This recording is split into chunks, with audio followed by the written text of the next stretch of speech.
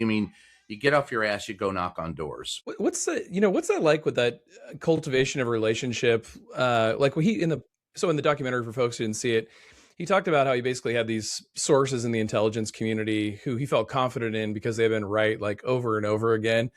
What's that process like of, I don't know, like testing or challenging a source? Maybe like, do you give them like bad information to see if they call it bad information so then they're trustworthy, or like what's that Well, like to test you that? double check on through other sources and through people that you know, and through sometimes it's through what's already been printed. Sometimes it's through um, it's through official documents that you can get through FOIA efforts, or if you just you get to know them for a while and you double check. After a while, checking on sources gets to be second nature. But it's very hard in the beginning to develop those sources to trust them, which is where you're at in that questioning. So I would never feed anyone false information because I find that too I find it dishonest, and I find it antithetical to what you're trying to do, which is uncover facts. By putting false information out there, you're not helping yourself, and you're not certainly not. It's what if they spread that bullshit, and then the next thing you know, it's coming back into your ear, and they're going, "Hey, I have two sources on it who say," and I'm going, "Wait a minute, didn't I just test that guy on that?" So it's confusing, and then if it comes back to you, you go, "Oh hell, was that really true? Did I screw that up?" So there's too many problems with that. But what I do when vetting sources is I don't use them as a primary source in a story until I've known them for a while, until I can vet what they've told me and compare it to other facts that are already on the record or through other trusted sources, such as the printed record or records at City Hall or what a source I've known for years has said.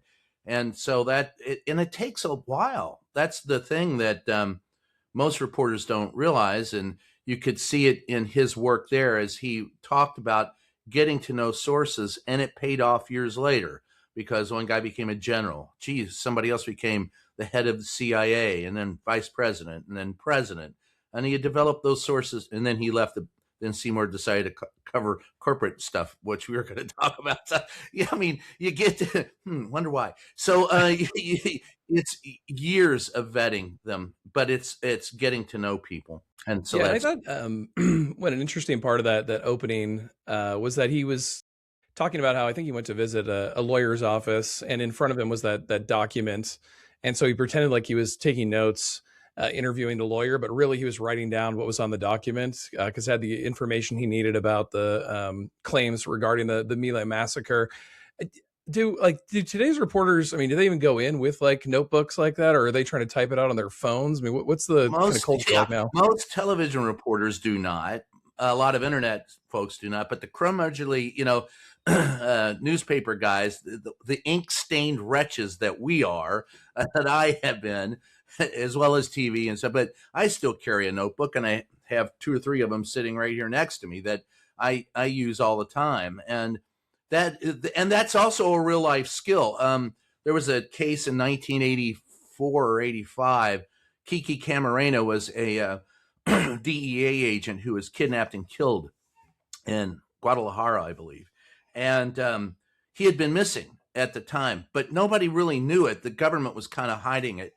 And I went into the police chief's office in Laredo, Texas. And there on his desk was a bolo, be on the lookout. And it was highly sensitive, classified, I believe it said. And I'm going, well, my eyes were drawn to that. So it was laying there on his desk. And so the art of reading stuff upside down is a real art because a lot of people leave stuff on their desk they should not. And I often, after I broke that story, I didn't break that he was dead. I broke that he was missing. And it went on the AP wire after I broke it locally.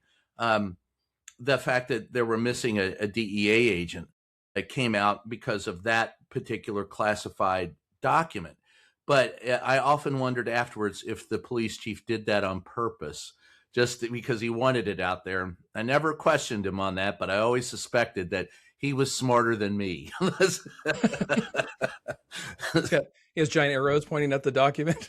Yeah, big arrows going, look here, dumb reporter.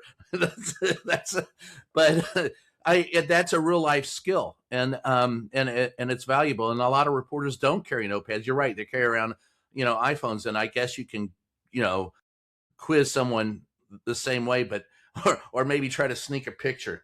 Yeah. But it's still a skill that comes in handy. I appreciated that recognition of the skill level that it takes to be a good reporter. It's not just, "Hi, how you doing? Let's see what's on your press release," Yeah. and then go on TV.